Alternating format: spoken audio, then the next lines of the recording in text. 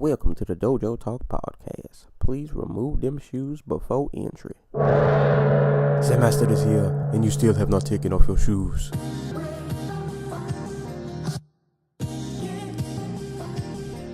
Yeah.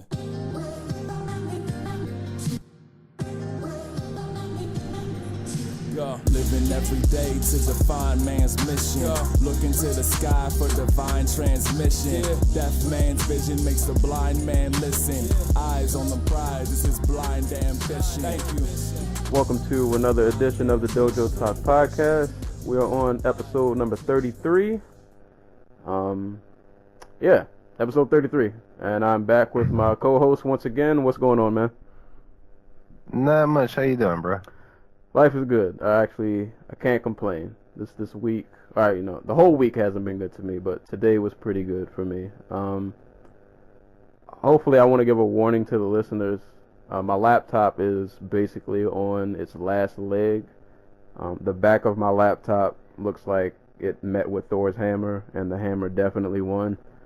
So, I'm hoping they get a new laptop next week. Or maybe the week after. I don't want this to interfere with the podcast. But if I go ghost for like a week or two, just know why. It's because I have no equipment. But I'm going to try to fix that before it becomes a big problem. But just throwing that out there. Oh, man. But we got a lot of things to talk about. A lot has happened within like this short time that we, just haven't recorded. Like there's been a lot of noise and just things going on. I don't know. What do you even want to start with? We got like 30 fights being announced. We got people replacing other people. Got a few somber notes, unfortunately. Let's start with the somber note then. Okay. All right. So let me pull this up because I do not want to butcher this gentleman's name. Okay. So. A fighter by the name of Aaron Rajman, if I'm saying that right. I'm not sure if the J is pronounced or not. He was a part of American Top Team down in Florida. And unfortunately, he was, I believe, murdered in his house. This was, it says, 10:24 p.m. on Monday. Apparently, I guess some men broke into his house. They had some kind of argument. And I guess shots let off, and unfortunately he didn't make it. Rajman was 2-2 as a pro on the regional circuit, and his last documented fight was on May 7th of last year, and I believe he was good friends with Tisha Torres, a UFC strawweight. So dude was only like 25 or 27, I can't remember.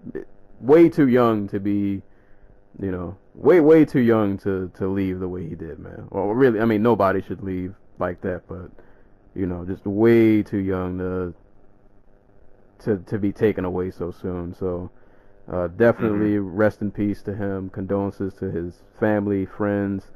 I'm not sure if they have, like, any GoFundMe or anything set up for him. Saw this. They do. They do? Okay, if I can...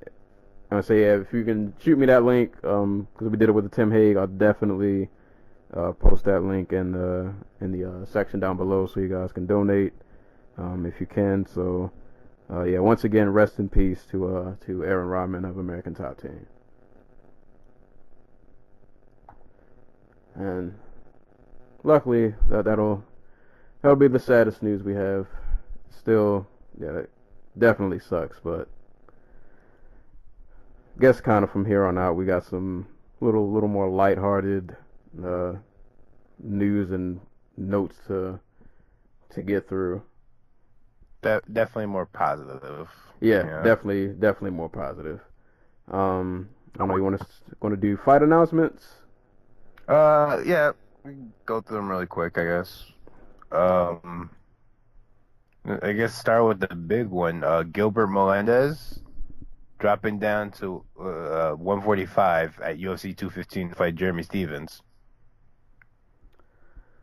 How you feel about that fight? Quick thoughts.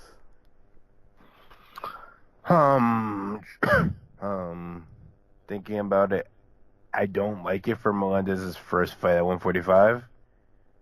Uh, Stevens it's just like a tough matchup for like everybody,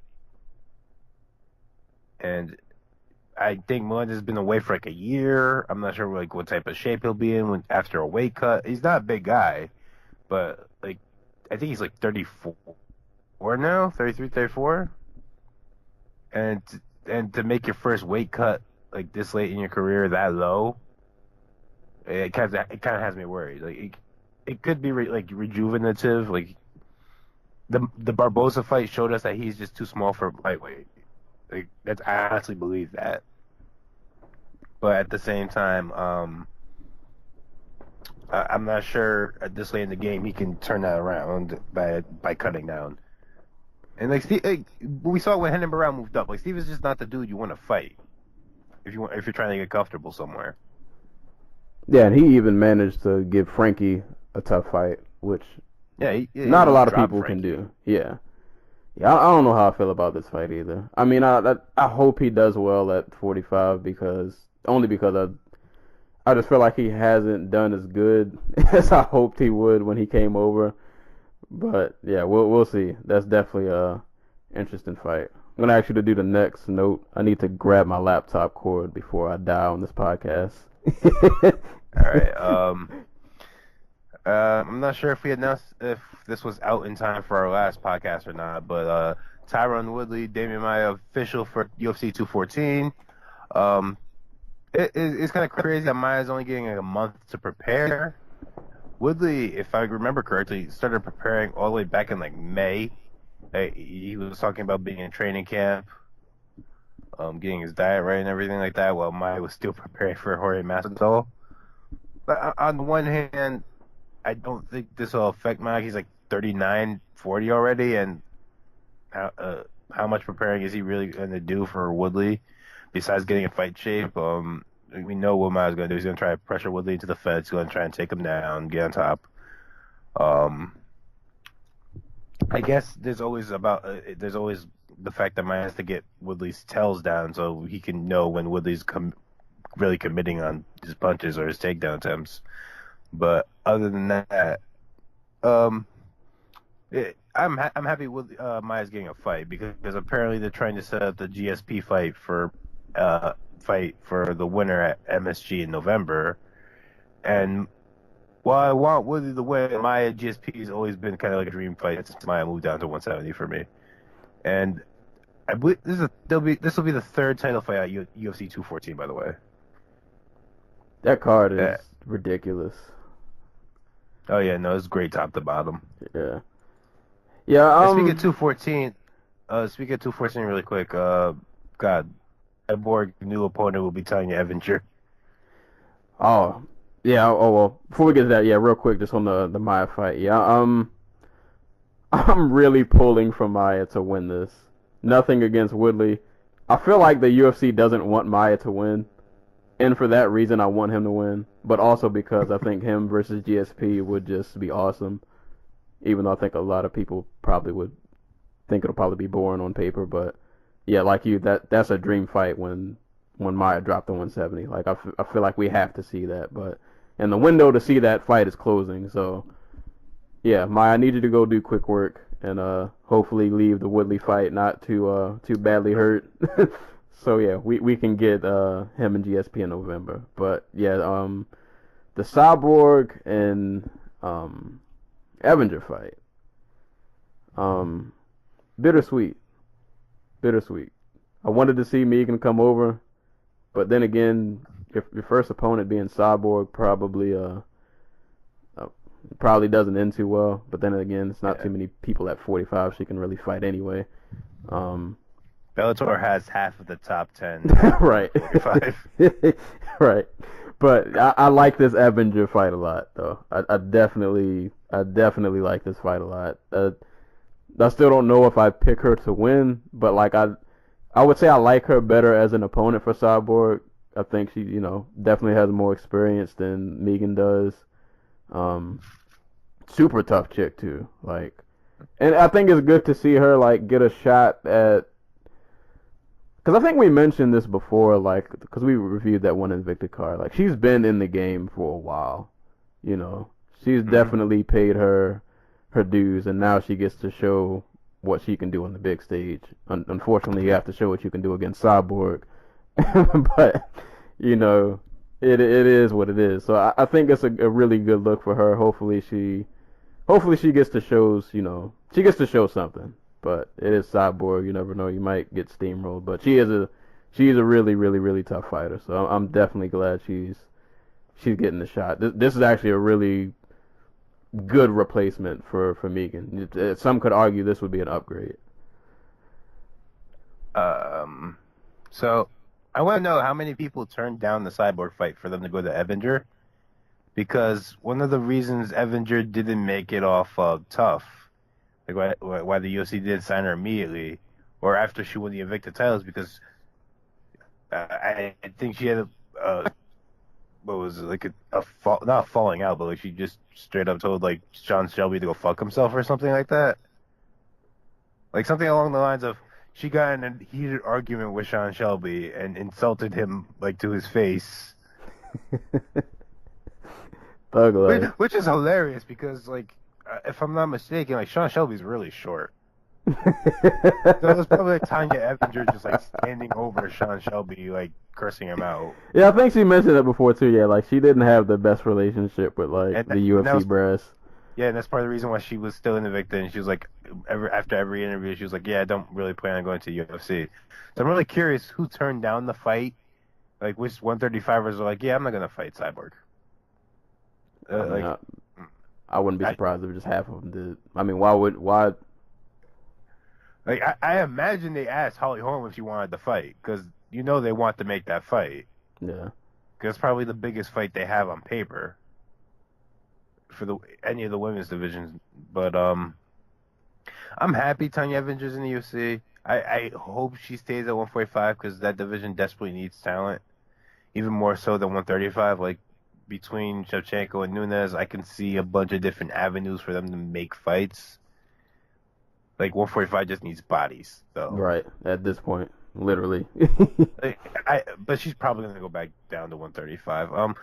I don't like the fight stylistically as much as I did the Anderson fight, even though I think Anderson's not as good at what she does as Tanya. Or like even if they matched up, I think Evinger would probably like beat the shit out of Anderson. But mostly because I don't see like anybody just taking Cyborg down and beating her up for 5 rounds. Yeah. Like she is too strong.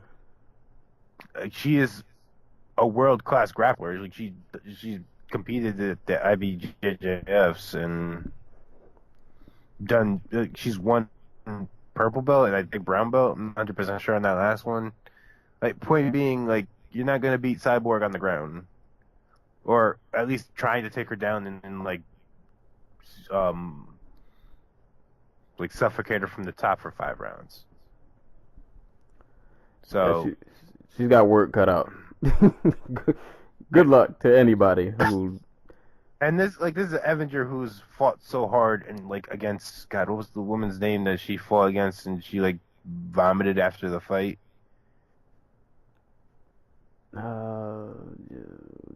Definitely wasn't the girl she fought last. It was a fight. I think it was Delelio. I could be wrong, but I think it was Delelio or Schneider. And like, she fought so hard and that she threw up immediately after the fight. And I'm just sitting here thinking, if Colleen Schneider or Sarah Delelio made you do that, like, what is Cyborg gonna do? Because one of the things we don't give Cyborg enough credit for because she doesn't often have a reason to. But I think she has a pretty good gas tank, or at least like, and a good efficient energy usage. Yeah, I noticed that too. Like even in her winning streaks, like I realized it around was it she fought Conan, right? I think it was the Conan fight. Yeah, it was the Conan. Yeah, like she's gotten a lot better at like, cause she used to just be kind of like just all out blitz. Like she would beat you just based off you can't handle the pressure. She's gotten a lot better at controlling like her power and when to use it. It's not just a blitz anymore. It's a lot more controlled, and she picks when she explodes instead of just. She is literally one of the most technical strikers in women's MMA. Yeah.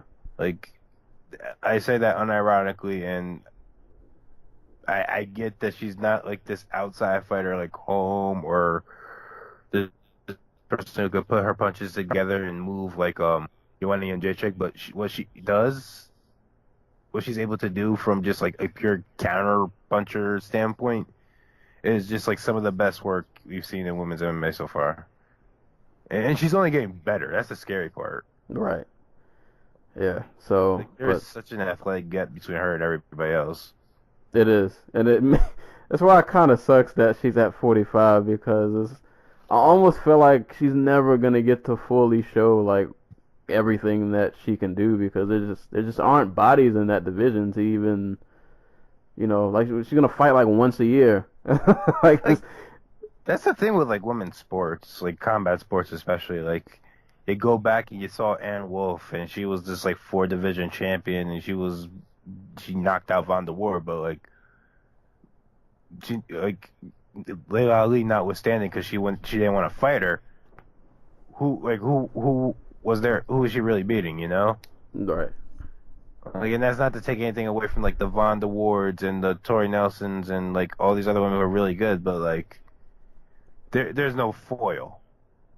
Like, Ann Wolf went in the favorites in those fights, and she came out like looking exactly as good as we thought she was, and it sucks.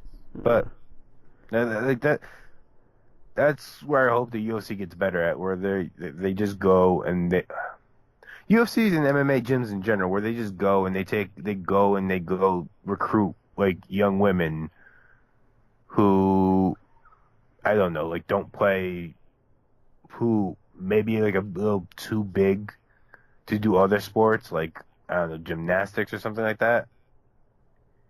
Or maybe they don't get the chance to go play basketball in college or something, and try to recruit them, like athletic young women who are bigger, who can make 145. Yeah, just throw them in the cage. Just give them some gloves. It's not like these girls don't exist. It's just that like after high school, there's no avenue for them to go play sports. Right. So like these women exist out there. It's putting out there that they can make money in the sport. Yeah. Hopefully it doesn't take too long to build, but I mean, we're still waiting on the Rousey effect to take hold at 135. Like, so we have we are miles away from that being a thing. Yeah. But dope fight regardless. Definitely looking forward to that. Another fight that got announced that I don't really care to dive into, but Shogun and OSP, for whatever reason, are gonna fight for the second time, whatever that's worth. Yeah, I don't have anything to add. I will say this: Shogun is the most technical striker, not named John Jones, Daniel Cormier, Alexander Gustafsson. I'm contemplating whether I count Rumble or not now that he's gone, but no. So notwithstanding those three, Shogun might be the most technical striker in light heavyweight. The problem is, it always takes him getting hurt for him to turn on like the actual technique. So there's a good chance he runs into another left hand from OSP and just gets knocked out cold again. Yeah. That's gonna be it's gonna be a weird fight. It's weird. I almost wouldn't be surprised if somehow Shogun wins the rematch, and we get a trilogy out of this somehow. I wouldn't be surprised. I feel like I've undersold Shogun way shorter than I should have since the first time he got like knocked out by OSP. Like, he is still a good fighter. The problem is, one, he's like undersized, and two, like he's kind of a glass cannon at this point. Like, yeah, he can recover, but like if you hit him, he rocks easily, you know? Yeah, and OSP, as much as his career has been kind of just in this really weird spot, dude can still crack. Yeah. So yeah, if he catches you, you're probably done. But yeah, that's gonna be a weird a weird fight. I feel like there's one more fight I wanted to mention that we left out. I don't know if it's the one you're talking about, but Alexa Grasso and Randall Marcos are scheduled to fight at UFC 114, UFC Fight Night 114 in Mexico City. Forgot about that, but I'm glad you brought that up. I'm still on the Grasso hype train. I'm gonna ride this hype train until it blows up. I'm still big on Grasso, and I don't think her loss to why's her name escaping me? She just fought last week. Felice Herrig. Yeah, Felice Herrig. Like that loss wasn't. I don't think that was a shameful loss at all. Considering that Herrig's just been on this roll lately, she just, I don't know, whatever she's doing now is working. So, but yeah, definitely looking forward to Grasso. If you guys haven't seen her, you got hands, man, hands for days. Very, very good volume striker. So, yeah, hopefully she's 1-1 in the UFC. So we'll see if she can hit that 2-1 mark. Hopefully. Actually, you know what? I won't mention one of the fights. I'll save for a shout out till later, so I'm not going to mention it. Any other news and notes before we get into the meat and the potatoes? Just shout out to Kayla Harrison, the only U.S. Olympic judoka to ever win a gold medal. She won twice, 2016 and 2012. American judo. She's making her MMA debut in 2018 for the Professional Fighter League. Oh Lord. Yeah. Oh God. Do we want to bring up the fact that Phil scheduled an event for the same day as UFC 214 and Mikey Garcia versus Adrian Broner? Oh God, I didn't even know that was happening. That. Yeah. Solid job, PFL. Yeah. Whoever does, that. I can't wait to see those numbers. I can. I don't think we ever actually get PFL's number or WSOS number. I just guesstimates, because they don't rank in the Nielsen scans because. I could be totally wrong about that, but we'll see. Hopefully, can you still hear me? I'm actually kind of losing you on my end. Yeah, I hear you. Okay, all right. It might sound a little fuzzy, but we're gonna work through it. So yeah, those are pretty much the notes, news, and nuggets. So I guess we will just get into one of two main courses we'll be talking about.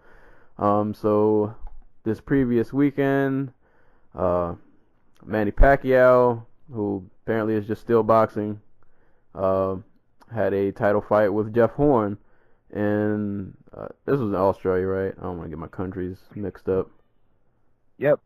Okay, Australia, in some rugby stadium that held 53,000 people. Yeah, outside. Yeah, it was. I thought it was actually cool to watch it. I like the outside fights. I think it looks pretty cool like that. But yeah, they put on a show, man. This was a really, really entertaining fight. I want to encourage listeners. I think I've said this before. If you watch a fight the first time and you go to watch it again, the second time you watch the fight, mute it. Mute the volume. I promise you, it'll make a difference. Because it definitely made a difference in this fight. Like, I look at this fight completely different than the night that I originally... Well, actually, you know what? I didn't watch it that night. I actually fell asleep, so I watched it early in the morning. But either way, the first time I watched it with volume on, second time I watched it with no volume, and it felt like two completely different fights. I'll let you start. What were your thoughts on the fight, and how did you feel about the decision? There aren't any. This is why I love boxing, because there's just so many levels we can dissect this fight at. For instance, this is Top Rank's first big card with ESPN in their 2-year deal or whatever, and we could talk about how Stephen A. Smith is just pure garbage, You said you fell asleep. I'm not sure how much of it you caught, but it was so bad that Al Bernstein went on Facebook and just roasted the man. He's talking about how he had no business speaking on anything about this fight. But as for the fight itself, it was a really good fight. It was a really good, fun fight. That was elevated by the atmosphere of having 53,000 Australian fans just there rooting for a middle school gym teacher to beat one of the best boxers in the last 20, 30 years. And I kind of got that feeling before the fight that that Horn would really step it up. I'm not yeah.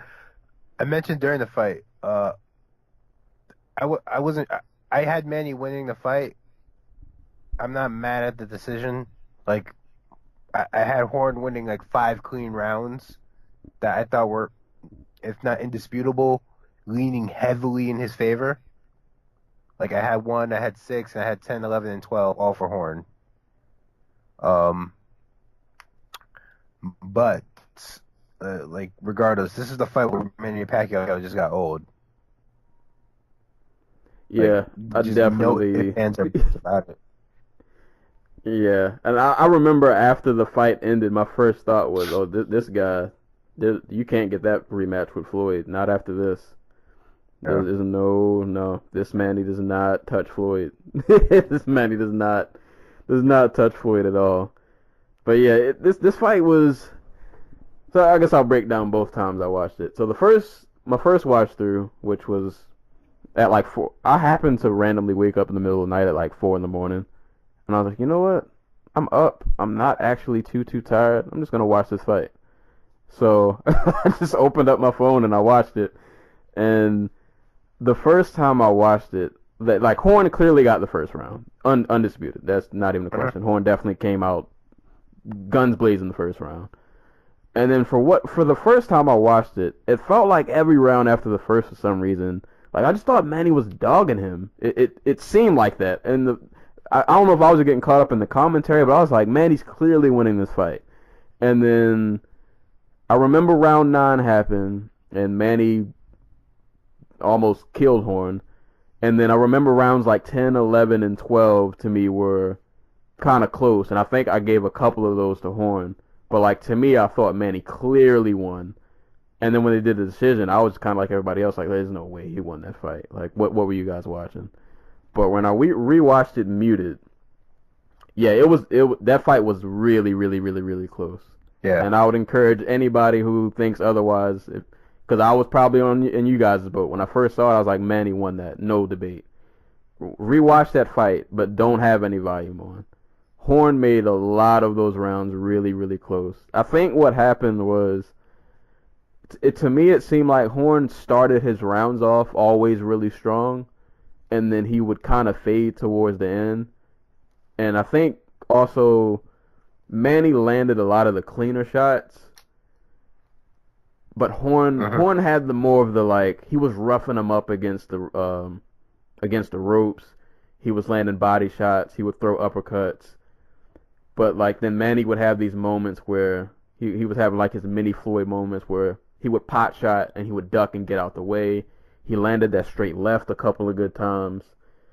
It was kind of one of those fights where do you pick the guy who's landing the cleaner shot, or do you get the guy who's clearly, because Horn was definitely the aggressor the entire fight minus round 9. So I don't know. It was kind of a pick your, do you get the guy who's probably landing cleaner or the guy who's pressing forward and probably bringing most of the action? So, yeah, the second time, I still gave Manny the fight, but now I can see why they would have scored it for Horn. He definitely, that fight was a lot closer than what people made it out to be. He roughed Manny up. he made Manny work. He did not make that an easy fight at all. Yeah, I will concede that that 117, 111 card was pure garbage. Because there's no way Horn won 9 rounds. Right. Like, even I can't see that, but, like, 115, 113 is a fine card. I'm sorry. I know this, like, people who had the ESPN streams or broadcast, so Americans, basically, and obviously Filipino fans, like, obviously, like, they were very, very upset with the decision. People who had, like, the Box Nation or like the Russian or like any other type of stream or broadcast or whatever, they tended to score the fight a lot more even. So take that for what it's worth. Let's talk Teddy Atlas. That's what I was about to say. I was gonna say the Box Nation people probably didn't have Teddy Atlas screaming Teddy from their Atlas, TV good screen. God.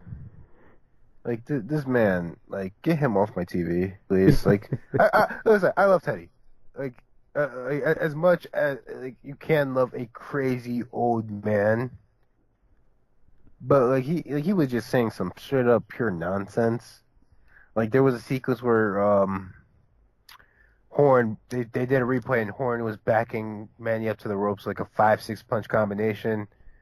And like, he wasn't landing clean, but there were shots that obviously affected Manny, and they were like corralling him and having him straighten out his legs, like his posture and everything like that. And you have Atlas over here talking about like those aren't scoring blows. Like they obviously affect Manny Pacquiao. Like, you can't say they don't count. Like, the punch stats after the fight were like Manny outlanded him like something like 2-1 or something like that. But you can tell they didn't count the like when they were actually tied up, and Horn was just like unleashing body punches, like because he was like, I think the stats said that he landed something like 7 punches a round, but he landed something like 15 body shots a round alone. Like, it was absolutely insane, and you could tell Adrian Broner knew that this fight was close. But he didn't want to go against Teddy Atlas, his trainer. like into the 12th round, I think it was with Broder, who, by the way, like had just like a complete mental breakdown on commentary. Like there were just points where like you can tell that not Broner. Oh my God, freaking Bradley, Tim Bradley. You can tell that his brain is just like scrambled. And he's either nervous, which I don't think he should because this isn't his first time doing this. Maybe a bigger audience than like a pay-per-view nobody bought, because I know he did the Pacquiao Vargas pay-per-view. Like, he's on ESPN, maybe he's nervous, but like at one point he says, "We are in Argentina after all." Yeah. I don't remember if it was Teddy or Joe who was just like, we just like had to, like, you can hear them do the thing, turn to him and be like, "You mean Australia, right?" Poor Bradley. But like, Bradley in the 12th round was talking about like, I can see this. I can see this fight being a lot closer than you guys are talking about. But in Teddy Atlas's like post-fight like meltdown about like, this is a travesty, this is home cooking, blah blah blah blah blah. Like, you can tell Broner doesn't agree, but he's just nodding his head like, yeah, sure, whatever. Yeah, I felt bad for Bradley because like Bradley. the Teddy Atlas thing happened. Yeah, Bradley. Yeah, the Atlas thing happened, and then I ended up watching one of the post-fight interviews because I just wanted to see other people's reactions to the fight. And even Stephen A was trying to like bait Bradley into saying that like the fight, not saying that it was fixed, but like that the decision was terrible. Like, listen, Stephen A. Smith were just talking about the only way this fight, like, it was either like ignorance or corruption. Yeah. And I'm like, how is this like good? Poor Bradley. Poor Bradley. Like, when Stephen A was interviewing him, he was like, "Bradley, don't." He was like, "You're so and so time champ. Don't let him get off the hook." And Bradley was like, "Well, I can kind of see how Horn won. He definitely, and he definitely made every point that Bradley said in that post-fight interview was what I started to realize when I watched the fight the second Yeah. time. Was like he definitely put it on Manny. Like this was not the cakewalk that I thought I saw the first time I watched it. It was not the cakewalk at all. Dude, like, I'm gonna keep saying this, but fuck Stephen A. Smith. Like, this thing has no business anywhere near a boxing card or any card for that matter, any combat sports card. and combat sports in general. 'Cause Like- one of the things he said, This- was it him? It was like he started this dumbass take about you don't see this in the UFC. Right, yeah, and I was like, Stephen A, you gotta stop. Steven, like, stop talking before you hurt yourself. And like you saw like Chauncey Billups and God, one of the dudes from one of the FS1 shows, I can't remember his name. I think it was like Nick something. Like, but those, like, they were talking the same trash. Like, you saw Reggie Bush online, like, oh my God, why boxing is dying. It's stupid.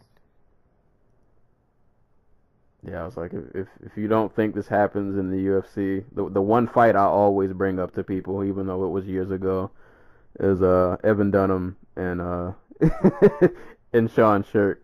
Like, if you think bad decisions don't happen, they've happened. They Plenty. happen on a weekly basis. Yeah, like every card, there's at least one fight where you have to look and you're like, that there's no way that this was.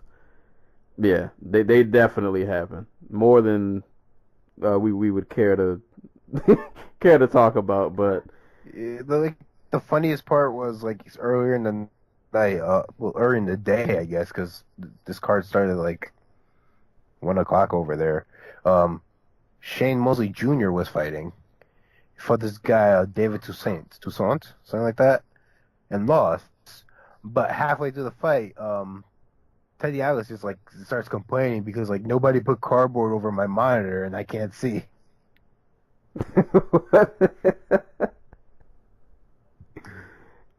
oh man. But this, overall, besides, you know what? Fuck, like I will say this, like before the card, Deadspin had this article out about Manny Pacquiao's fighting this weekend and nobody cares. You know, obviously, like you go back to their Twitter feed, there's like 4 articles about the fight, about like the post fight, like the commentary, the actual fight results itself, and how like it was controversial and everything like that, and how, like, you know, but it got people talking. It got peaked at 4.4 million not buys, viewers. Like people tuned in for this. Yeah, I was actually pretty hyped that this was on ESPN. Like, Oh God, this, like the difference between this being a top ranked like pay per view, where like HBO won't even like cover it, and this being on ESPN is so much more elevating, I guess, because they get Michael Conlon got a little bit of a rub, Irish Olympian who got robbed at the Olympics in 2016, like knocked this Russian dude or Uzbekistani dude down a bunch of times, and they gave the other guy the fight. So, you know, obvious, I don't want to say corruption. Well, corruption, yeah. But like he's a dude who can get people traveling. He's potentially a big Irish star. Maybe not Conor McGregor levels, but when you can get people traveling to come see you fight, like you are a big deal, you know. So he got a little bit of a rub. Pacquiao's boy, Jerwin Ancajas. Like Filipino names always trip me up because they always sound like Spanish names. So he defended his IBF super flyweight title on the undercard. Like he looked great. Like knocked the guy out with a body shot and everything. I think I missed like all of the other fights. Yeah. Because I wanted to watch the Shane Mosley Jr. fight just to tune in, but I only watched like the first 5 rounds, but he was getting outboxed pretty soundly. Oh. I was really surprised when I saw people say he got robbed. It was only an 8-round fight. I didn't miss much, you know. But big shouts at Jeff Horn, who literally becomes like an Australian sporting legend overnight. Yeah. Like you beat you beat like a boxing god, pretty much. Like Yeah. Like, yeah, and this is Pacquiao who last year took out Bradley and was it Vargas? Like I keep forgetting people's names because there's like a million different boxers out there. Yeah, Jesse Vargas. Like this dude 8 months ago beat Jesse Vargas in a one-sided like drubbing. Like so unless Pacquiao got old overnight, which is possible, or it was really just Jeff Horn being like this weird big guy at welterweight that just threw him off and got him a win. So shouts to him. Like don't give Pacquiao space. I guess right. that's He that's the got lesson we all learned. in Pacquiao's grill.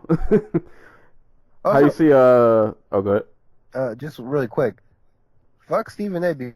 Because before the fight, he had the nerve to sit up here and read and mock all the dudes who Horn had fought before Pacquiao. So Ali Funeka, Rico Mueller, Randall Bailey, Ahmed Mosawi. I can't pronounce names. I'm sorry. Victor Potnikov. Like these are dudes who are not obviously Danny Garcia or Keith Thurman or Sean Porter, but like they're solid dudes.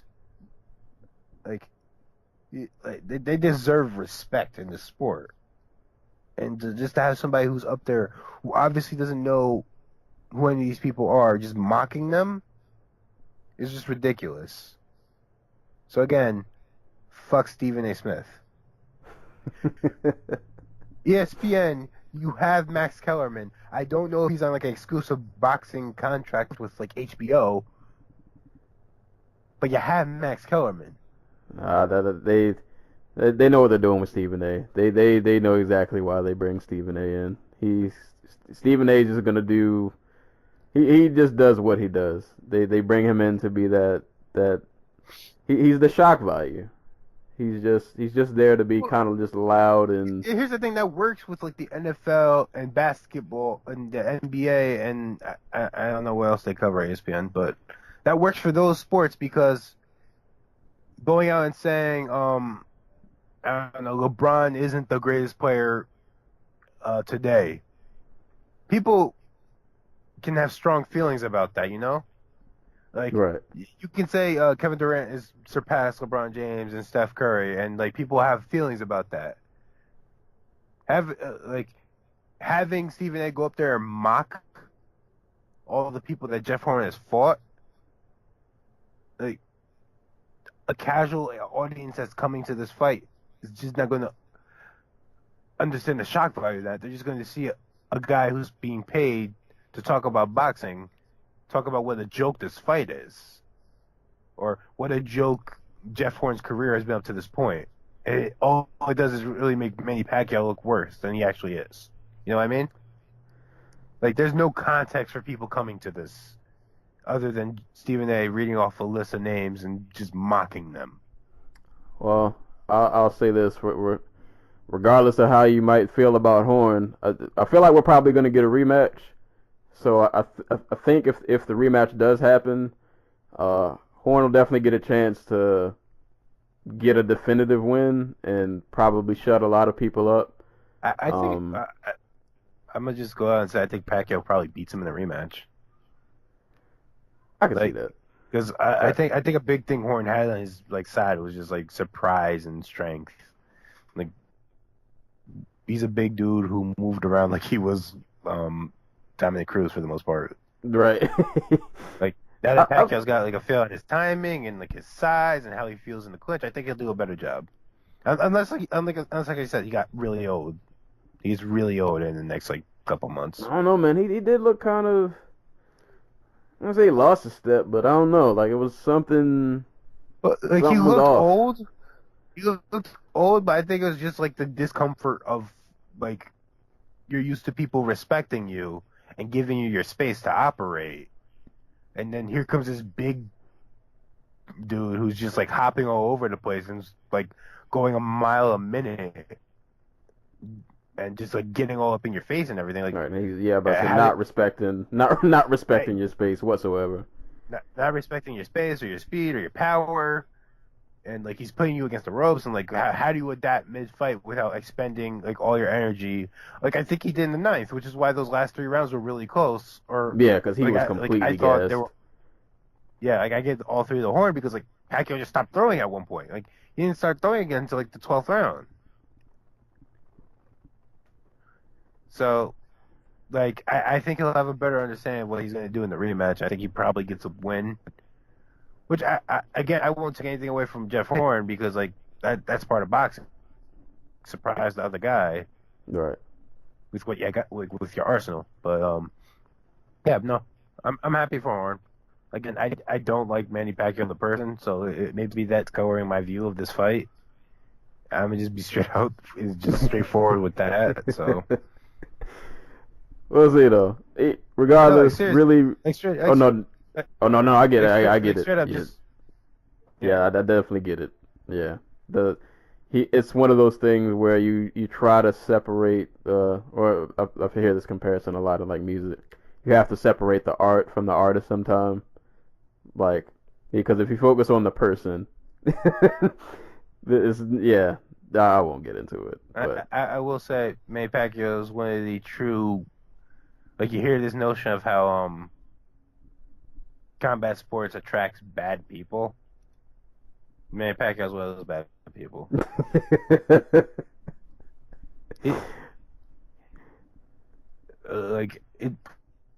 Guys like him and God, how do you pronounce this fucker's name?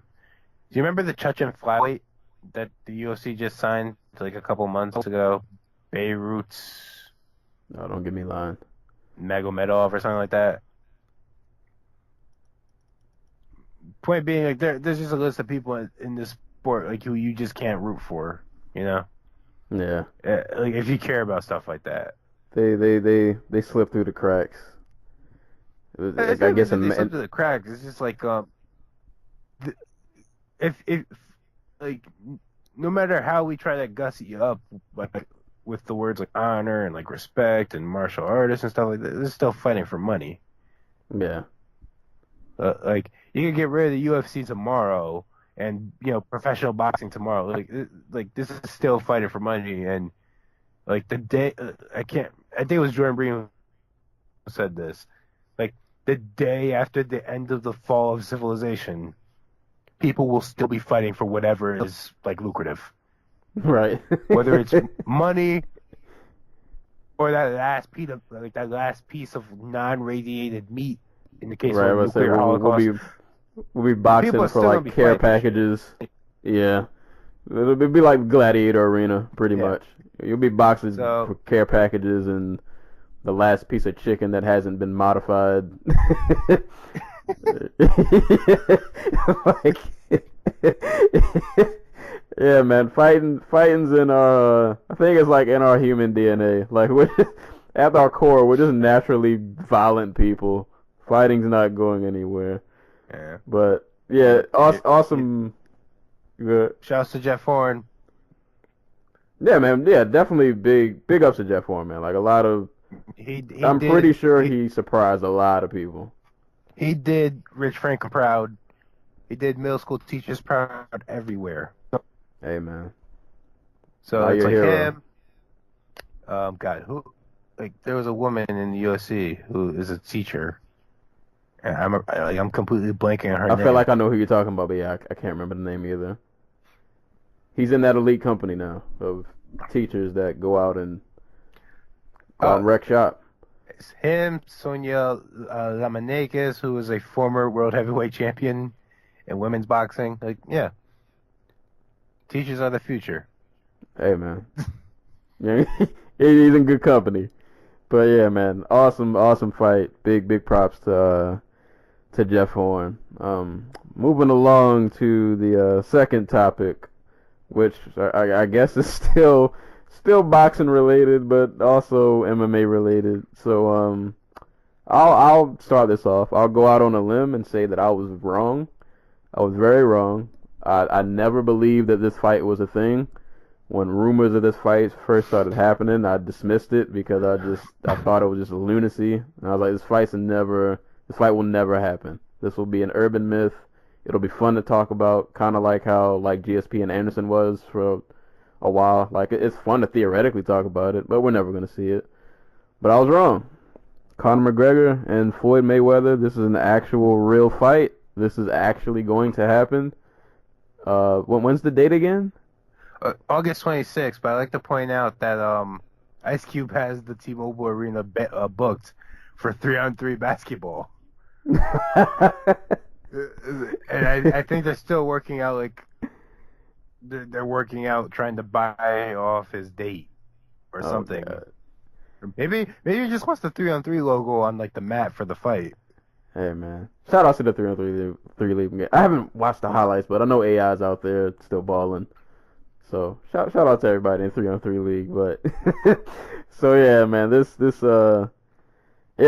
fight is going down. This is a real thing, and like I don't even know where to start or like what.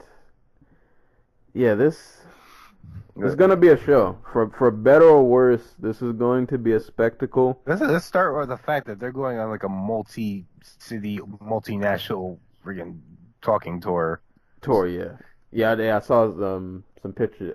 Is it kicking off in London? I can't remember where it's. I don't know where it's kicking off, but like I know they have a press conference at like the Wembley or something. Yeah. They're making it up to be a. I mean, and it is as much as I'm not a fan of this. Right, pretty much. They're making this a big deal, and as much as I don't really care for this fight or want to see it, I will definitely be in front of some screen somewhere. I'll be paying attention. I'm not paying for this. I don't care what important people are watching. I'm bootlegging this fight. Oh yeah. To the extreme. This is I'm not paying for this. Not at all. Like I'm not even going to a theater. The press tour starts on Monday. Hey. Can't wait for some CJ Watson references. Man. Some TI references. This fight, man. Every time I see a video of like Conor doing like pad work or bag work, I'm just like, why are we playing this up like this is gonna be? Because the people want it to be. It is true, and this is my. People are stupid. This is my prediction. This is what. And I've been telling people this at work. This is what's going. I'm like 98% sure this is gonna happen unless Conor just somehow shocks the world. Crazy. I'm not gonna entertain that. But so we're all. And when I say we, I don't mean like me in specific, but like the general populace, whatever you want to call it, casual fans, I guess. Everybody's gonna get hyped for whatever reason, no matter who you're rooting for. They're gonna talk it up. Yeah. Like don't sugarcoat. They're stupid. This fight is gonna break that Manny record. I'm telling you, this fight because the hype is real. I think it's gonna break it. I don't know. I'm sure. I'm so sure it's gonna break it for all the wrong reasons.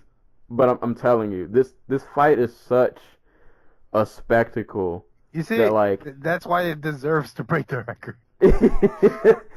Because we just need that constant reminder that we all enjoy a circus sport. Yeah, and it's just because I'm even noticing like people at like my job who never really talk about MMA or combat sports, like even they're like getting their interest peaked. So just like off of things like that, like casual fans are going to buy into this, which is sad because I'm pretty sure like the Manny Floyd pay-per-view was like $100. I'm pretty sure this is gonna be like that. Oh hell yeah! And if you pay $100 to see this, I promise you're gonna be. If you thought the Manny Floyd fight was bad, this is going to be so much worse. This is going to be just. I'm gonna say. I think I posted. I can't remember if I posted this on Twitter. I posted it somewhere. About anybody who bought this, who buys this fight, by like round 3 or 4, you're gonna realize, unless Floyd has somehow, unless Conor has somehow pulled off the impossible and like flash KOs Floyd, by like the third round, you're gonna realize you made a mistake for paying for this. But by that time, it's gonna be too late, and you're gonna be trapped, and you're gonna watch Conor do a lot of swinging and a lot of not hitting anything remotely close to where Floyd is. And I want this fight to be boring. I want this to be the worst. I want this to be the most boring fight ever. I want Floyd to just jab, move, jab, move. Don't get the knockout. I don't want to see a knockout. I want to see just. you want to run through some dream scenarios, bro? Because I got a dream scenario. All right, let's hear it. All right, so like this fight goes in typical Floyd Mayweather-esque style for like 5 rounds.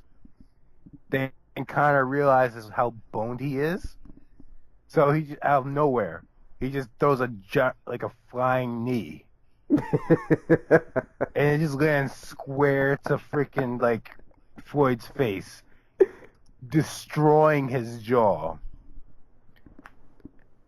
And Conor, because it's in their deal that Conor can't throw elbows, knees, kicks, or whatever, Conor gets paid no money for this fight.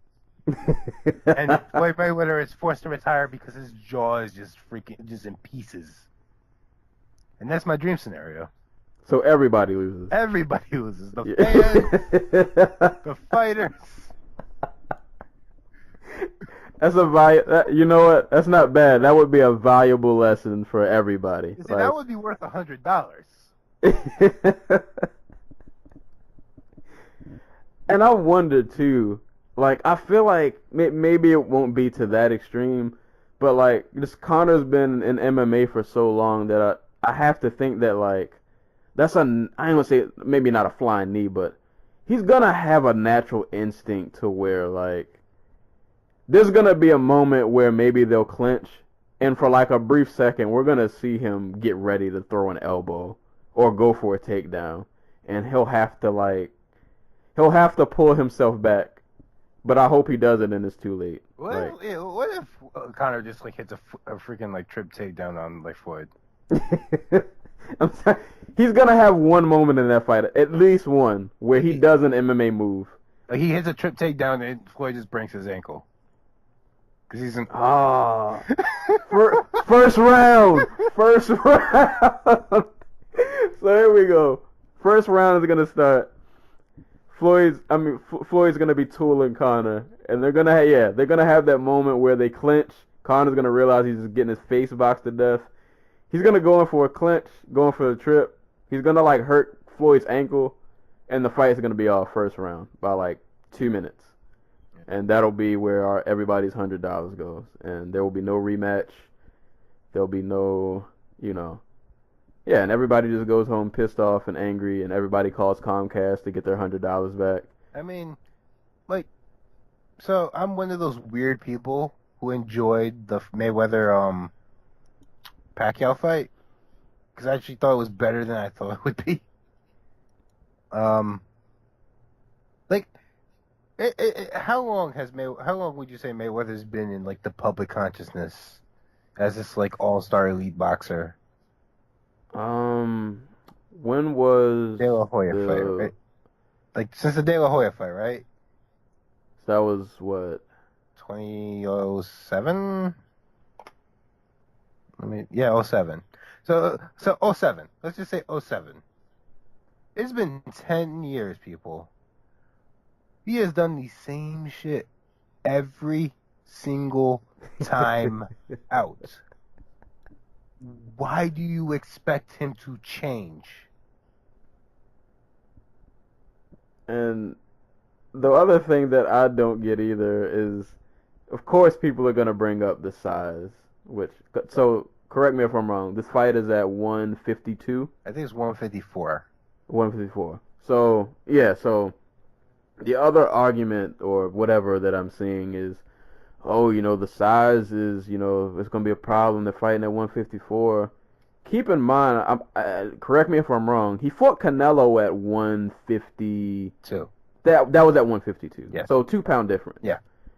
And Canelo, I mean, if you've watched Canelo fight, Canelo is a great boxer. A really, really, really, really good boxer. Mm-hmm. And Floyd completely tooled this man. Yes. And I was really looking forward to that fight because I was like, man, if Canelo can just catch him once, this fight might get interesting. That moment never came. Canelo swung at air the entire time. And I'm like, if Canelo, who's a pretty good, technician in his own right, if he can't land on Floyd, I don't know what makes anybody think Conor's gonna.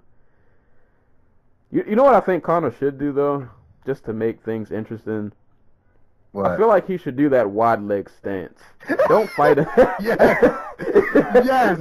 This is the only thing that I was thinking that, like, because I was trying to think like, are there any real situations that I can see Conor winning? And I was like, you know what he should do?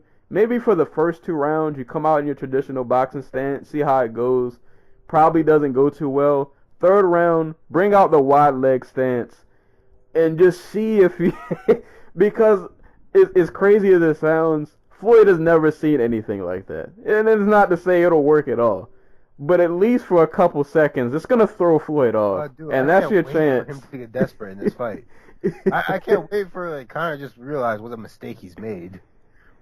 And just he just starts doing random shit. Like he goes for a spinning back fist, which you can't legally do in boxing, by the way. Oh, even if you land with the fist? No, you can't do it. That sucks. That Like sucks. I'm waiting for the crazy shit. Like oh my god, that's probably how this fight's gonna end. Like Conor hits a spinning back fist. He thinks it's legal. Yeah, he thinks it's legal, but it isn't. Oh man, he's got to do the wide leg though. Like you have to. Oh, yeah, no, it's traditional. It's well, basically just really how Conor fucking stands. So I don't know. Because I feel like Floyd is too smart. I mean, I'm pretty sure he'll find a way around it. But there'll be at least a 30 to 40 second window where Floyd might be just a tad bit confused. And that's the time that he's going to have to do something crazy and try to get it to work. I see the idea that people oh, Floyd's going to knock him out easy. He's going to do it within 6 rounds, which possible. I honest to God think Floyd does not see knockouts, as a not even a priority. It's just a thing to strive for. So unless Conor, who we've seen get frustrated before when somebody's being his equal on the feet, and Nate, if Conor gets it in his head that his only way to win this fight is to be overly aggressive, or he's losing, he's getting frustrated, and he just doubles down on what he's doing, Ronda Rousey, Holly Holm style. I can see Floyd knocking him out, I guess, but otherwise, I just see Floyd kind of just laughing at him for 12 rounds. And I worry about Conor's gas tank too, I'm a little, because he doesn't have he doesn't have a bad gas tank, but we've seen him tire out. But that's against Nate Diaz,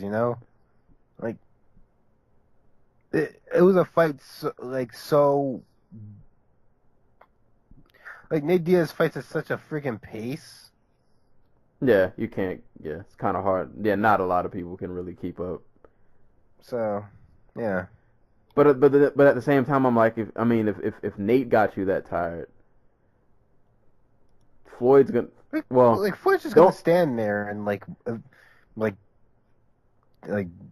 slip, right hand, get out the way, come back to center, land the quick right hand, get out the way. He's not going to just sit in the pocket with McGregor and just throw punches. Oh no, not at all. Yeah, there's going to be a lot of matrix action going on. If Conor gets tired in this fight, it's because Conor gets overly aggressive and just starts trying to jump at Floyd, literally jump at him with his left hand. Yeah, oh man, now we bring all the 2 scenarios. There are really so many ways. There's so many things that could happen in this fight. And they're But all just yeah, like I don't want to like get past this point. This should go to show everybody that this is a carny sport.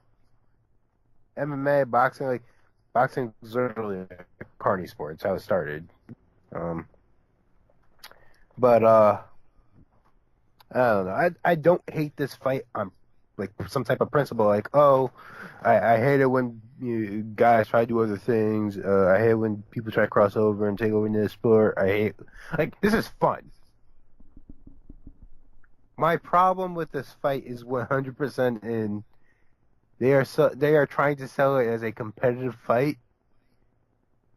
and there are a bunch of dumb marks out there who will see this as a competitive fight because of that, and they will be turned off from the sport of boxing and probably from MMA, at least a little bit, you know.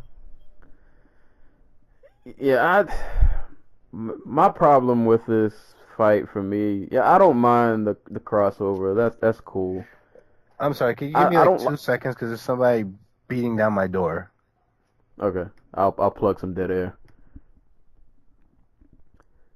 So yeah, while my co-host is away, so I'll just say my problem with this fight isn't so much like the idea of a crossover. You get MMA's biggest star versus boxing's biggest star. I don't like the timing of this fight. Like, it would be different if Conor was this guy who kind of like Floyd, who literally he's beaten everybody. He's undefeated. He's ran through, if Conor had like ran through the entire featherweight division, defended his belt, like 5, 6 times, and then there was nobody else to fight. And then he decides, all right, there's nothing else really for me in MMA. Let me go try my hand at boxing. But I feel like he didn't really accomplish much. You back? Yep. All right. So I'll run back what I was just rambling about. So my problem with this fight isn't like the idea of the fight, but more so just like the timing of it. Like if Conor was like if Conor had a streak like Anderson, where like there was this period with Anderson where like he just killed the entire division like 40 times over. And like it was like there were points where it just felt like there's nobody left for him to fight. I mean, eventually Wadman came along, but like before the Wadman thing, like he had just ran through everybody. It was like there's nothing else for you to do. So like at that point, you want to go over, you want to cross over, cool. Whatever. I get it. There's nobody left for you to fight. You've killed everybody already. But like Conor he just got to the top. Never defended anything, never, I don't know, like, the timing just made it seem terrible. It's like, I get why they did it. I completely understand why it's happening, but, like, it just, I don't know. It rubs me the wrong way for some reason. It's like, dude, you just reached the top of the MMA, like, heap. And you really, honestly, if you think about it, you haven't been on top for that long. And you haven't defended any belt that you ever won. So it's like, I don't know. I think Conor is just like a guy who like he's like a dog chasing a freaking truck, like like he like once he catches the truck, he's done with it, and he's on to the next one. Like, I think that's why he had like such pathological like need to rematch Nate Diaz, like as quickly as possible when he lost. Yeah, because he didn't want to live that down. Well, even that, it's just like he saw something that, like, honestly, I don't like. How do I put this? Like, one of the main criticisms of Henry Cejudo when he was on the Olympic team was that, like, once he won the gold medal, everything else everything around him just kind of like just got boring for him, Right. Like he didn't really care about like going back or whatever. Like, he didn't really have that same fire. I mean, that was one of his main criticisms when he got into MMA. Like, oh, he's out here just beating on dudes, and it's just like you can tell he's half-assing it. And I think that's Conor a little bit, in that he doesn't care about defending things so much as he does about chasing things. Like he's not he's chasing something he doesn't have. Like I honestly gotta think if he had to like defend his title or something like that, like that's probably where you have the best chance of beating him. Because I think that chase drives him more than anything else. That makes me wonder though, like what's the end game then? Like Money. what? Like honestly, Yeah, well, definitely. Honestly, God, since the day Conor McGregor won the Cage Warriors lightweight championship, when he knocked out Ivan Butchinger, he has been pretty straightforward about the fact that he wants to make a 9-figure check. He wants to be the richest man in combat sports and sports period. Like I think that drives him more than anything. I guess then to segue, because I want to, well, I guess just real quick and thoughts on the fight, we pretty much both have Floyd winning. Yeah. I think it's pretty fair to say.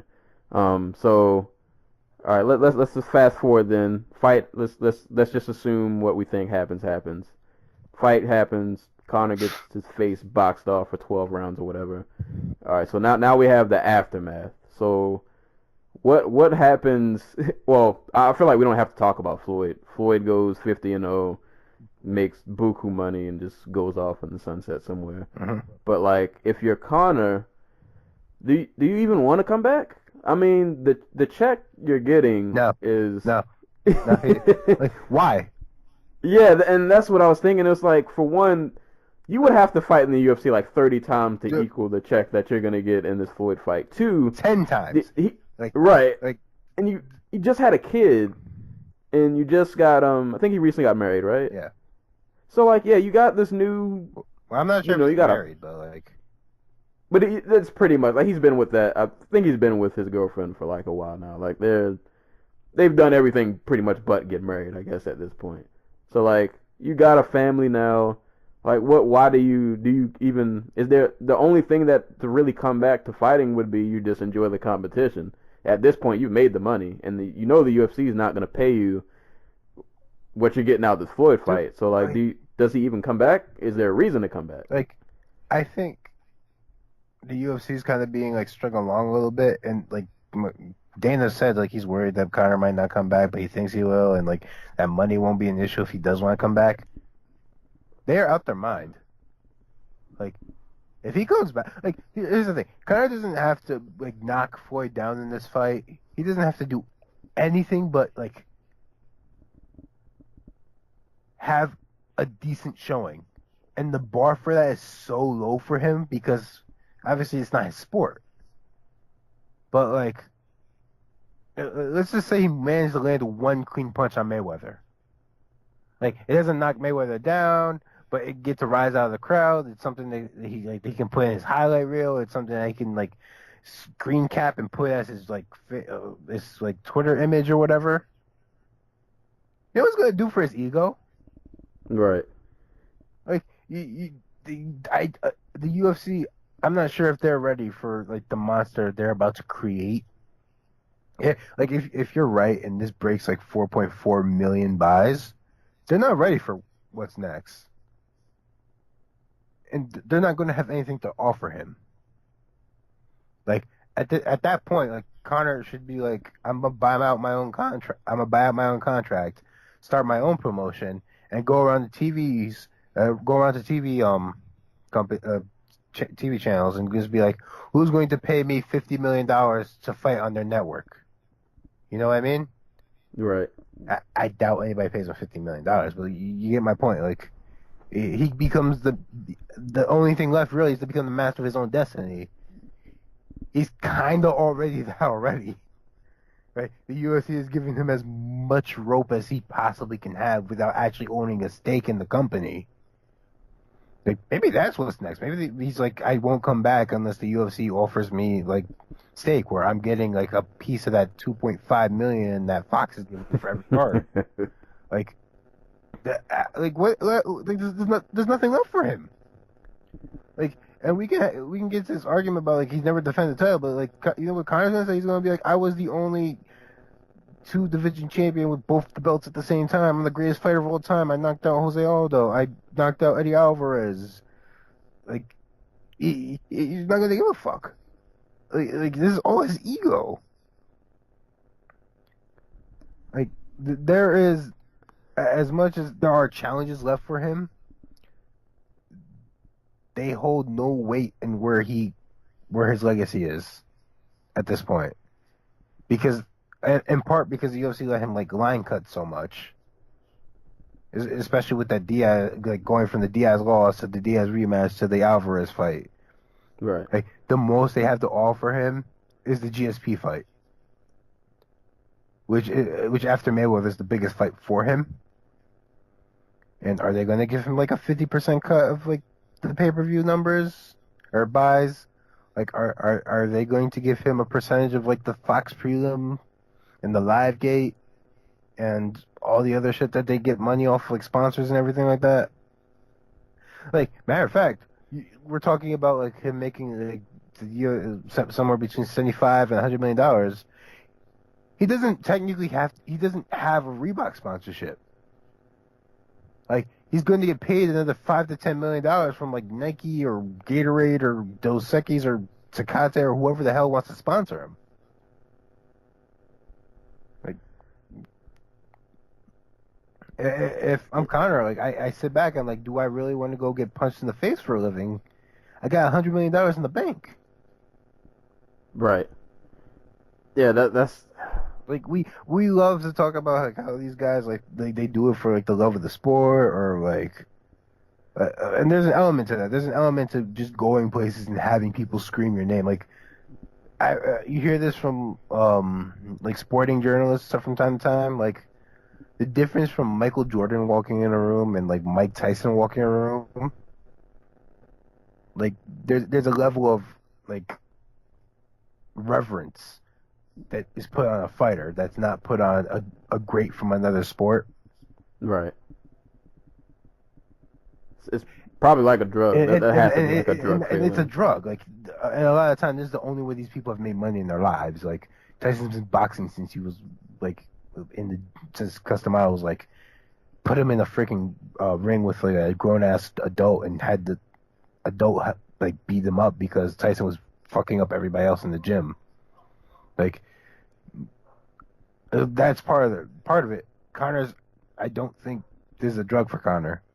Like, honest to God, I think he is driven, but by his own set of like goals, and eventually those goals will not have anything to do with fighting.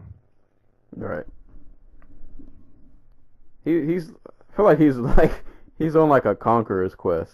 Like, he just wants to hit the pinnacle of everything he touches. Just hit the pinnacle one time. Yeah. You just climb to the top one time, get the gold, move on to whatever the next, big, whatever the next thing to chase is. Kind of like you said earlier. You just go for the next chase, whatever that next high is. Like, maybe they have to give him the welterweight title to drag him back. I could definitely see that. Like if especially if somehow like the Woodley Maia fight happens, let's just say Maia wins, Maia fights GSP wins. That's coming next. Yeah, that's coming. That's next. 100% guaranteed unless GSP doesn't want it. Yeah. I think there's a decent chance he doesn't. Not because I think he's afraid of Conor, but like, I think a large part of why he wanted to fight Michael Bisping is because, like, not that Bisping's easy, but like, that's a winnable fight. Not even that. It's like I think GSP thinks he could beat like your Weidmans and your Yoel Romero's and your whatevers, but like brain damage is something that's always been on GSP's mind. Like, he's talked about like having memory loss and stuff from like while getting ready for fights, like from camps and stuff, and like if you had a choice between fighting concussor Tyron Woodley and Michael Bisping, and like brain damage is a big part of like why he left the sport in the first place. Yeah, you're not fighting Woodley. Yeah. So yeah, you're definitely not fighting Woodley. So maybe I don't know. Maybe GSP thinks like McGregor would be like an easy win. Like blast takedowns. He's smaller than me. But I mean, to be honest, if Conor can't land a left hand on GSP, I think GSP takes him on the ground and just basically rapes him. Yeah. Like, yeah. No. Yeah. But like, I think that's plays heavy in his mind. You know. So like maybe like GSP's like maybe this is an easier fight for me, but I don't want to deal with the aftermath. Yeah, I think that too. I don't think GSP's like afraid of anybody. I do think he's smart though. I think he wants.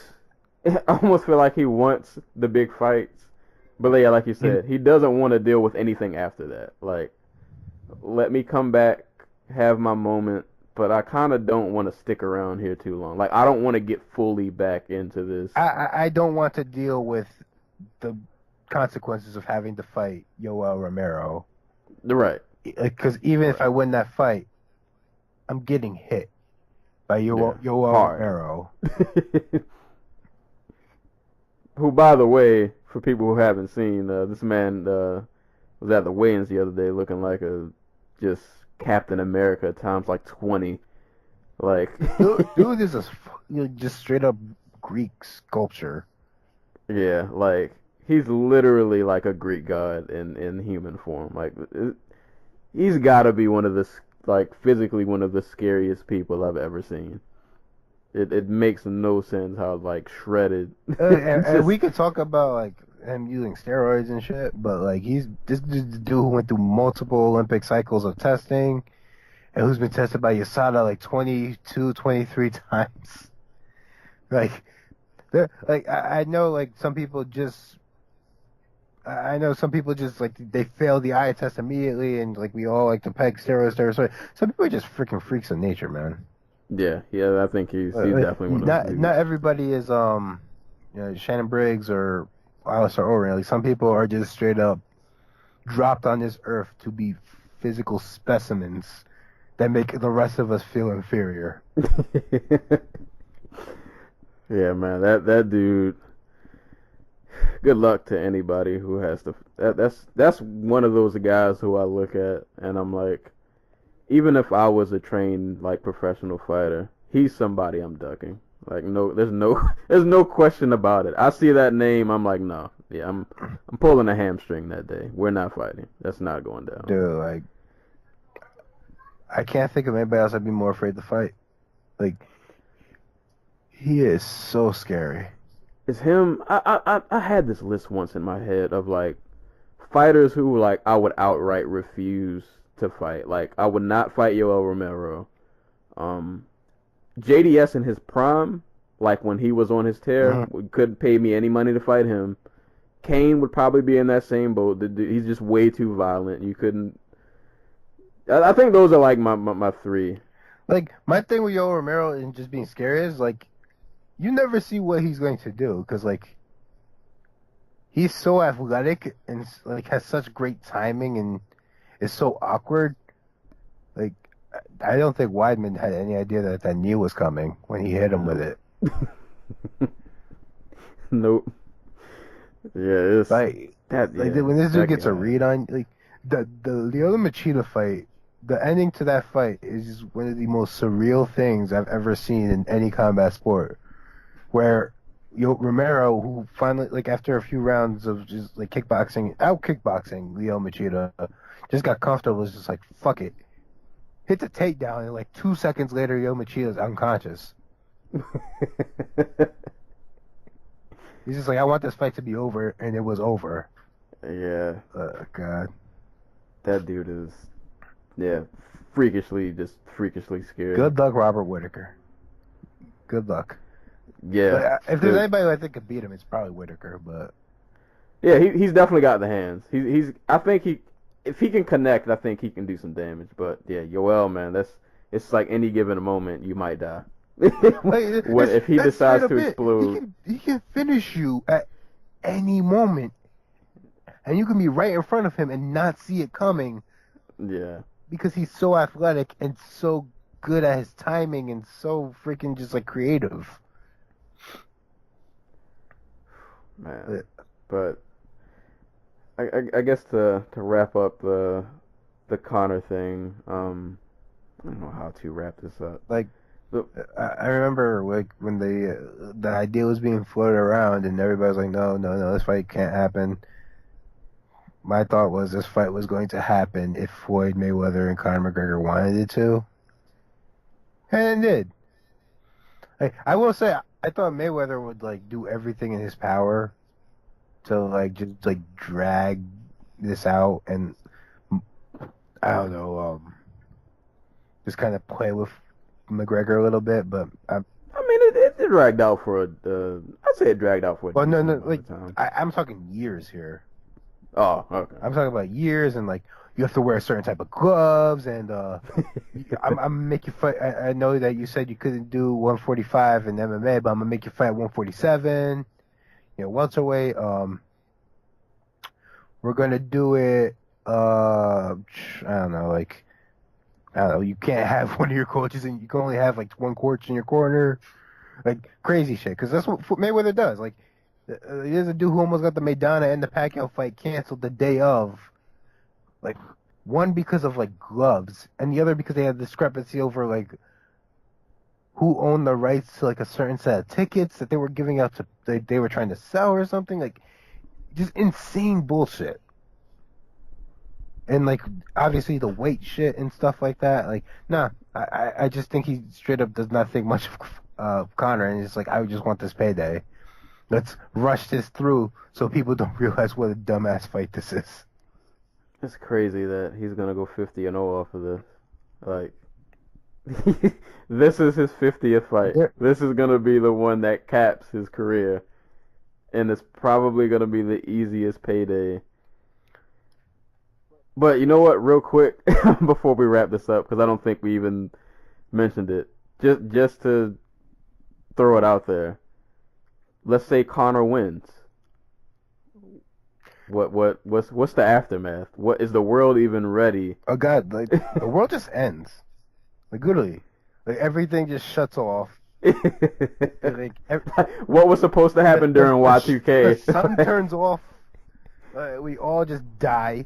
And the last thing we all hear is just like Conor laughing and like throwing money off the side of like the turnbuckle. I almost don't even want to think about if he wins. But yeah, his head was big after he knocked out Aldo, after he won the lightweight title. No. If yeah. Conor pulls this off. All right, 1 second.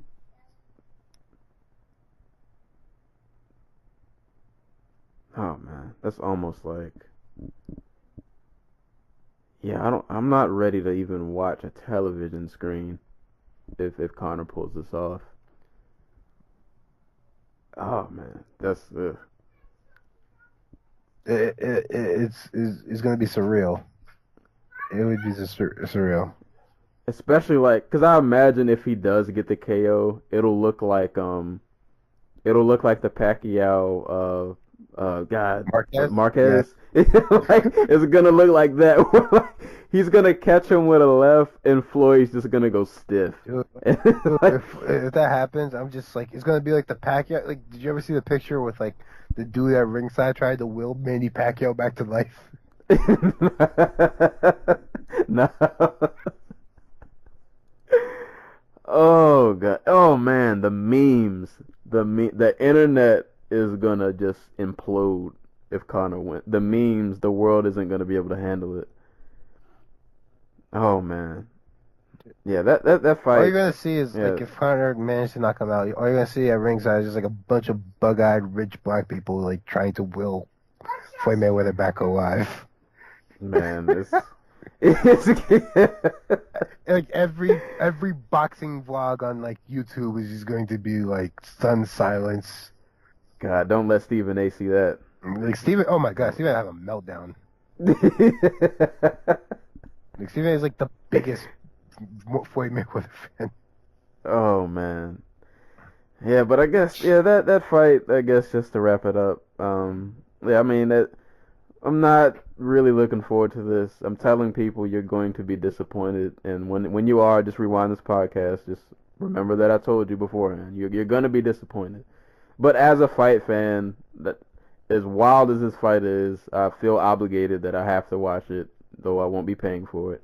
I can't stress that enough. As a fan, I have to warn you people, don't pay for the fight.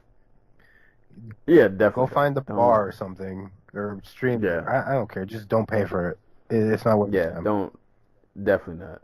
You know what, we say that though, and like if Conor wins, I mean, it's literally the only. That's besides one of the situations we mentioned before, where Conor just does something crazy, and just gets himself disqualified. Like that's the only way this fight is worth $100. Conor, if you're listening, if your coaches are listening, sneak an elbow in. Just get one good elbow in the clinch. Right above and end the fight. Right above the elbow, right above the eye line. Right.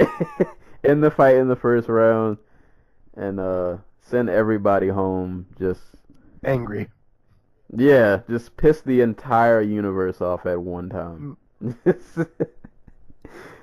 Oh man, but yeah, I guess that's pretty much all for those. We had the Jeff Horn Pacquiao great fight. This Conor Mayweather debacle foolery fight, whatever it's gonna end up being. But I guess before we wrap up, this is the last shout outs and parting shots.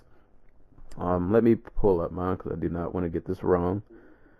Alright, so I will give my parting shot to a former LFA fighter. I think LFA. I hope I'm not getting that wrong.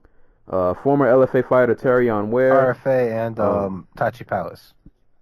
There we go. Okay, RFA. No, one of those. So former RFA fighter Terrion Ware, who I really liked him in RFA. One of his last fights I saw didn't end so well for him when he fought Luke Sanders. But either or, man, I was a fan of this dude in RFA. I'll be honest, I didn't think I would see him in the UFC, but he's here now. He's fighting a gentleman named Cody Stamann. This will be on UFC. It's like a Fight Pass card. Oh no, UFC 213. He'll be on the Fight Pass prelims. I think we didn't talk about either one of the cards that are in like the next 2 days. All right. Well, we'll give those some parting shout outs to them, but whatever. Yeah, but he will definitely be on that card, along with Trevin Giles, who is he's LFA, right? Yes. LFA. He is 9-0. At light heavyweight, and as I say, anybody at light heavyweight. He's a middleweight moving up to light heavyweight, from what I understand. For this fight, I'm not sure if it's just a one fight thing or if he's trying to make a go of it. If he was smart, he'd just make a go of it. You're 24, you're still filling out. Just go for it, man. Yeah, and then 205, you get 3 solid wins. You're like one fight away from a title shot. You're a top 10 fighter, right? So the UFC, and like so. Right. But like I said, anybody at 205, I'm rooting for if you're any kind of good. So Trevin Giles will be fighting a gentleman named James Bonkonovic. Both of these fights are at UFC 213. Actually, since you said it, let me try to bring those cards up really quick, just to give because these are some solid cards. Oh, and also quick mention. Well, by the time you guys hear this podcast, this fight will already have happened. But Justin Gaethje, hey man, tomorrow, July, was that the 7th? Which, yes. Well, you guys, that date will probably pass by the time you guys hear this, or it might be on the 7th. But Justin Gaethje, Michael Johnson. I like what I've been hearing from Gaethje, man. He's so just ready to go, and even though I'm not. I want him to win. I don't know if this is a great stylistic matchup for him, but I will say, Johnson, like if Johnson without like the mental problems, was the one in this fight, like I'd probably pick him. But he's also a dude who like crumbles under pressure. So like that Gaethje's got a good shot. So.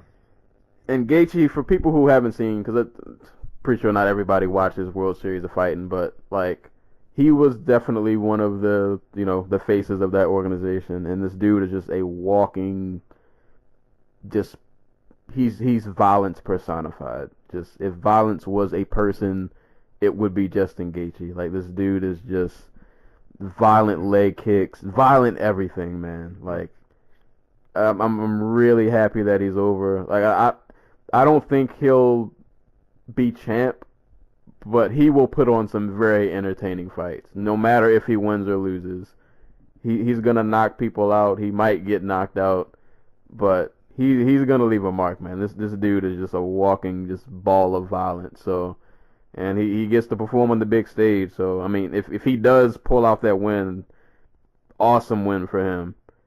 Do you have any parting shots? Because I will mention actually UFC 213 since I got it pulled up. But if you got any shout outs, I'll let you get yours off. Shouts to the World Boxing Super Series. They're the field for cruiserweights and super middleweights, I think it is, are almost complete. It is quite honestly the most exciting thing in combat sports right now. They got cruiserweights, not one of the like bigger global draws. Like most of the guys who are really good come from countries where like, well, a lot of them come from Russia, and like you could be big in Russia and make a lot of money, but you're like you're not a star, But right. Their field is fucking amazing for cruiserweight. Dmitry Kuryashov, he just joined in today. Alexander Usyk, former Olympic gold medalist, probably the next. I want to say he's like the Andre Ward of cruiserweight. Like I foresee him as the guy to win this tournament. Maris Bradis, another world title holder, fantastic guy to watch fight. Murat Gassiev coming off a big win over Denis Lebedev. Yanir Dorticos, who was in like Fight of the Year last year. Marco Huck. I'm not even gonna try to pronounce this dude's name. But Krzysztof Włodarczyk, Polish dude who was the #1 cruiserweight in the world, so he lost to Usyk last year. Like, it's a really good feel. Like, imagine if the UFC middleweight division had all top, like 8 of the top 10 guys in the tournament together. That's how deep and how good it is. And they have the super middleweight field is coming together. It's not as good, sadly. George Groves, fun fighter. Calum Smith, fun fighter. I can't remember any of the other dudes, but like it's good, clean, wholesome violence. And like if you want to get into boxing and you want to get into some like real, like hardcore, just fucking violence, it's amazing. Like cruiserweight is the most entertaining division in combat sports right now. Is there when and where to watch that? God. I don't think they have any of the fights actually like dated, but because they're still putting together the field. I think there's one more fighter, but yeah, I think it starts later this year. Just like keep an eye. I'll keep you guys posted. Like it's such a good field. And if you guys remember the Super 6 tournament that put Andre Ward over the top, made him like a pound for pound guy. It's exactly like that. So it's just gonna be good times this year. Like boxing, really good year. This might. Why isn't that on ESPN? See, I feel like stuff like that needs to be on ESPN. Because like the Russian promoters and stuff like that, like they have to come together and now when you're on whatever it is, like what's it called in Russia? Like it's not Matchroom. It's whatever. Like promoters always promoters. They don't want to hold hands. Yeah. Pretty much. Yeah. It's so hard to cross the aisle. And I guess my last one is for Amanda Nunes and Valentina Shevchenko. Honestly, I think they're the most I won't say overlooked, but I'm gonna just go out there and say overlooked fighters. Like Shevchenko, despite being having the second highest average for being like a main event pay-per-view seller, UFC 200 and UFC whatever the one she fought Ronda Rousey on. I don't remember the number. She's always been the B side, sometimes the C side. She's like on a career run. She beat Sarah McMahon. She beat Valentina Shevchenko. She beat Ronda Rousey. She beat Misha Tate. Like she is on a run for the ages. If she gets past Valentina Shevchenko, there are fights for her, but she could hold on to that belt for a very long time and beat Ronda Rousey's record. And I'm going to say the same thing goes for Valentina Shevchenko. She is quite honestly probably the most well-rounded female fighter ever. Like she's good on top. She's good off her back. Like as we saw against Pena. She is probably the best female striker. I'll say best female striker in MMA right now. Like it's partly hindered because she's a 125er fighting at 135, but she is amazingly good. She's beaten Joanna Jędrzejczyk twice in kickboxing and Muay Thai. It's like I get that all the hype for this weekend's on Yoel Romero or Robert Whittaker, but this main event is truly worthy of being a big show, and it's worth people's attention. It's a great fight. Yeah, I was gonna say real quick, just to piggyback. I just wanted to run through real quick some of the other fights on this card. So you got Nunes Shevchenko, Romero Whittaker, Curtis Blades, and Daniel. I'm gonna mess up this next. Daniel Amon something. All right, I can't. I'm gonna skip that one. I can't say his name. We got. Yeah, Omelek. There we go. Let's just go with that. Let me see. Daniel Omelianchuk. Then we have the greatest trilogy bout. Oh God. The GO trilogy bout. Overeem and Werdum meet again for a third time somehow. Like, there's no way. Just side note. There's no way this fight gets made if it was a heavyweight fight. Hey, heavyweights get so much leeway. Hey, good God. Oh man. I'm so looking forward to that fight. I don't know why. I'll Overeem's the butt scoots this time. Screw it. Let's go all out. We got Pettis coming back to lightweight to fight Jim Miller. On the prelims, you got Travis Brown and Oleksiy Olenek, Chad Laprise, Brian Camozzi, Thiago Santos, Gerald Mershart, Jordan Mean, who I thought retired, but I guess he's still fighting. Jordan Mean and Bilal Muhammad. Rob Font on the prelims, and we mentioned Terrion Ware, Trevor Gall. So, like, top to bottom, man, this card is really, really good. Mm-hmm. And, yeah, like you said, I would say Nunes is definitely an over. I don't understand, and this could go on a whole nother side tangent. Like, I don't understand how she's not promoted more. Like, I don't get it. Like, like she came up, she killed, she's just been on a murderous streak of yeah, and like this. Besides what she's done in the cage, like I get that the UFC is good at selling like blonde white women, because that seems to be all they're interested in between like Holm, Rousey, and Paige Van Zandt. But like Amanda Nunes is like I feel like just like an easy sell. Like she's charismatic. She's a successful immigrant story. She's an LGBT community member, and her girlfriend fights in the UFC. Like this it sounds like an easy sell to me. Right, and on top of that, I mean, the obvious. She's a great fighter. She murders people. Like, no, she is like probably the hardest puncher in women's MMA besides Cyborg. Yeah, like I don't see what there isn't to sell. Like everything is there, and she just doesn't get the push that, you know. Yeah, I could go on a whole nother side tangent, but either way, definitely you guys should definitely check that out. Actually, there are a lot of fights coming within like the next like week. Like there are like 2 cards within like the next 2 days, and then like I think there's another UFC card next week, and then like PFL is There's a lot of violence, a lot of... There is the Dana White series is next week. It starts on Tuesday. Yeah. Bellator is next Friday. There's an LFA card, and the UFC card's on Sunday. There's an Invicta card next week, too. Yeah, so there's a lot of just... And I don't know how... we haven't really sat down or figured this out yet. Somehow we'll get all of these fights covered. Probably can't mention everybody because it's too much to cover at once. So I don't know if we'll just pick certain fights out of the week. We'll figure something out because it's a lot of fights next week to try to keep up with.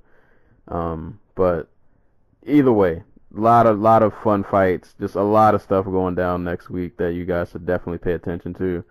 Starting with Gaethje and Johnson, which probably by the time you heard this podcast, that fight will probably have happened already. You guys should go watch it unless it sucks. Yeah, I can't imagine definitely it sucking. No, there's no way. Like no matter who wins that fight, one of them should be unconscious. I'm just saying. Yeah, somebody's dying. Like a soul is departing no matter who wins. And then we get Whitaker, and there's a lot of good stuff. This is gonna be an awesome weekend. Mm-hmm. I'm pretty hyped. This is gonna be a really good, just nice stretch of violence going on.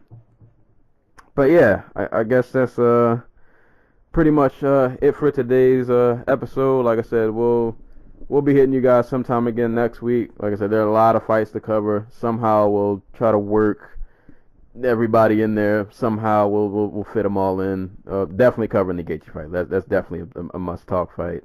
But we'll figure out everything.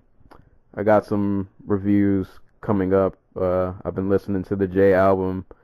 I've been listening to the Big Boy album. So those two reviews will probably be coming soon. As always, you can hit up the Dojo Talk Facebook page if you haven't. So search that on Facebook. Hit the like button. You can follow me on Twitter at Serial Sensei. Still trying to grow the audience. So if you like MMA, if you like combat sports in general, if you like music, you like anime, any of that, listen, share with a friend, share with a friend's friend, all that good stuff. But yeah, so I guess that's pretty much the show for this evening. So as always, anytime people are being kicked and or punched in the face, we will be there to talk about it. And hopefully we catch you guys next week. So until next time, we'll catch you guys later. Podcast goes well.